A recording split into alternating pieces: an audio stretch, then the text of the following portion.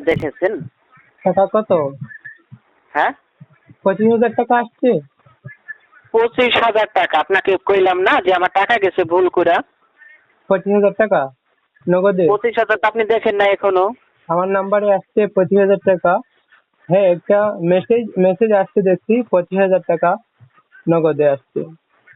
But আপনি ব্যালেন্সটা Milan নাই।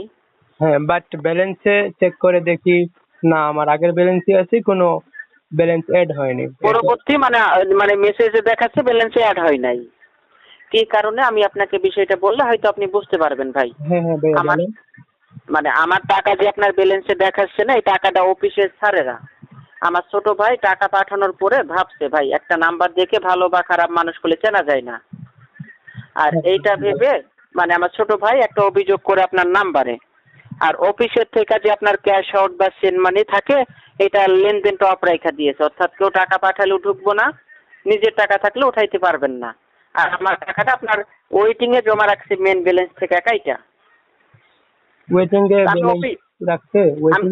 মানে আমি অফিসে জানাইলাম ভাই আপনার ব্যালেন্সে টাকা না দেখালে তো আর আপনি গাড়ির থেকে আপনার দিবেন না, তাই না? না।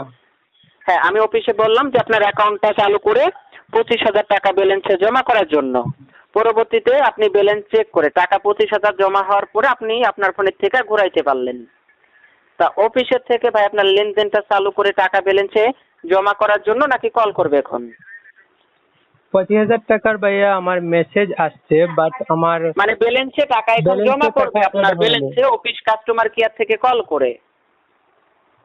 মানে আপনি টাকা পাঠাইলে তো সেটা আমার বিকাশের অ্যাকাউন্টে, মানে আমার ব্যালেন্সে তো আসার কথা, বাট মেসেজ মানে তো টাকাটা দেখাচ্ছে না কি কারণে?